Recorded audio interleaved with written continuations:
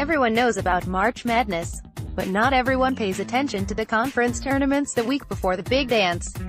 The same goes for the Super Bowl. Everyone and their dog watches the big game, even if you're not a follower of football, but not everyone takes in the conference championship games that precede the Super Bowl. For sports bettors, going against the public grain is oftentimes the path to profits.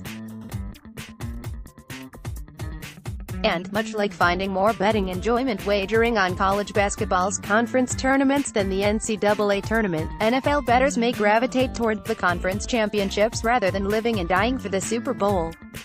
Sure, Super Bowl has all the pageantry and hoopla surrounding it, but when it comes to turning a profit and having a little fun while doing it, NFL Conference Championship Sunday takes the cake. Here are 6 reasons why NFL Championship Sunday is better than Super Bowl Sunday. 2 games. Man, the basic math says NFL Championship Sunday is twice as good as Sunday Bowl Sunday. The fact that there are 2 games means more options for sports bettors, but it also serves as a safety net, or merciless pit of quicksand with rusty razor blades at the bottom, for football bettors. With kickoffs at 3:05 p.m. Eastern Time and 6:40 p.m. ET Sunday. Championship Sunday offers those bettors coming off losing wagers in the first game a chance to redeem themselves, the infamous get even, or get even deeper, late game. While plenty of money will be wagered on the early game, Los Angeles Rams at New Orleans Saints, a lot of that action will funnel into the late game, New England Patriots at Kansas City Chiefs, with winners looking to double up and losers trying to save their shirts. Some people like the divisional round or wildcard weekend, due to the fact there are 4 games on the slate. But I find NFL Championship Sunday has the perfect balance between big game buzz and betting options. Try finding a nice seat to watch the Super Bowl on February 3rd. If you're in Las Vegas, New Jersey, or one of the states in which sports betting is legal, you better have called ahead, and by ahead we mean like 6 months ago. Sportsbooks and sports bars are packed to the gills on Super Sunday, which means simple tasks like taking a pee or getting a refill on your beer will take at least 10 minutes. And those luxuries may not come with a clear view of a TV. A few years ago, my kid and I took in a matinee NBA game on NFL Championship Sunday and then casually walked into a sports bar following the basketball game and got a premium seat in a booth right in front of the TV midway through the second quarter of the early kickoff. Yeah, I take my kids to bars.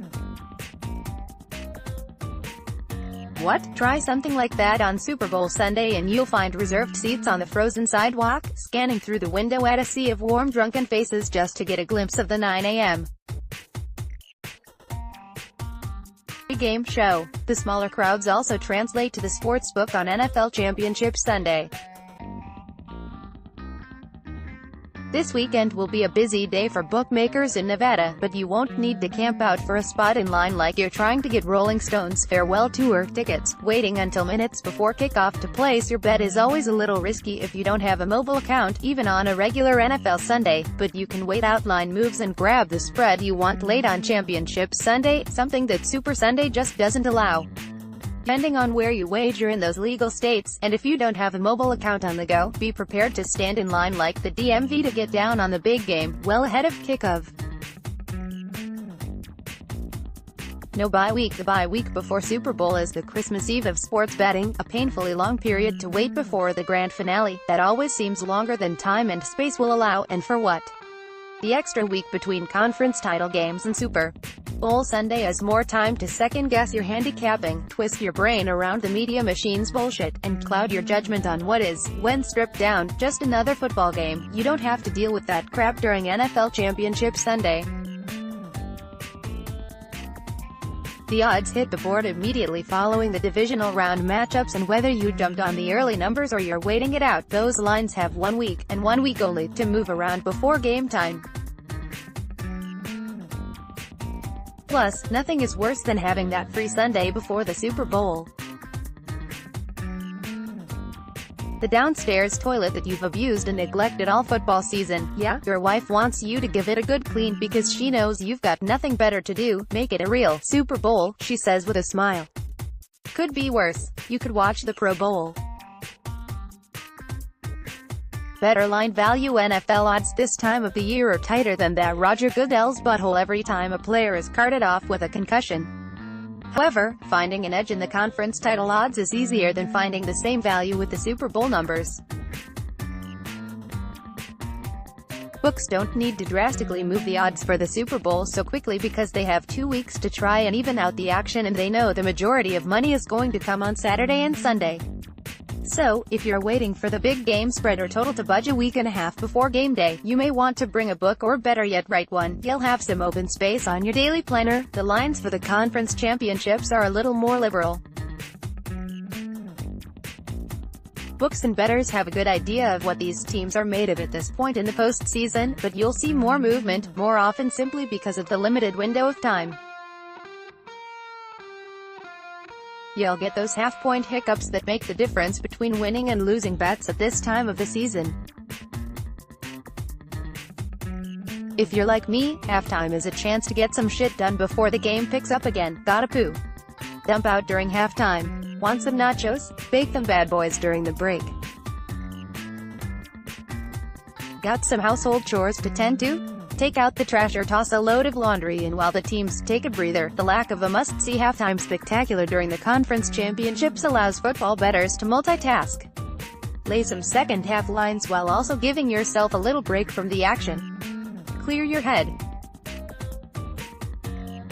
Acknowledge the existence of your kids for the first time today. Super Bowl Sunday, on the other hand, is a relentless heavyweight of entertainment that keeps you glued to your seat with haymaker after haymaker, even when the teams aren't even on the field. Besides the onslaught of great commercials and blockbuster movie trailers, the halftime show itself is something you just can't risk missing. Moderate media blitz. No non-football fans working in sports media can leave you with a Super Bowl hangover well before game day. I recall my days as a content editor on shift work, watching the news wires in the 2 weeks before a Super Bowl many moons ago. The stories were interesting in the first week before the game, but quickly deteriorated in quality and topic as the game drew closer. By the time Friday rolled around, reporters were filing in-depth profiles on the kickers and long snappers.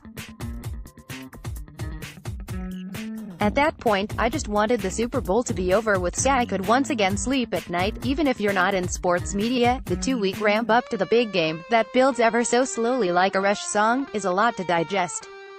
The ESPNs and Fox Sports of the industry are constantly cranking out content like some infinite Play-Doh mop top hair shop, and then you have the non-sports hacks taking their best swing at an entertaining twist on the big game. $20 for a hot dog? That's a great deal. Ha ha ha, barf. And while we're on the subject of Super Bowl newbies, how about those people your girlfriend invited over from her work to your Super Bowl party?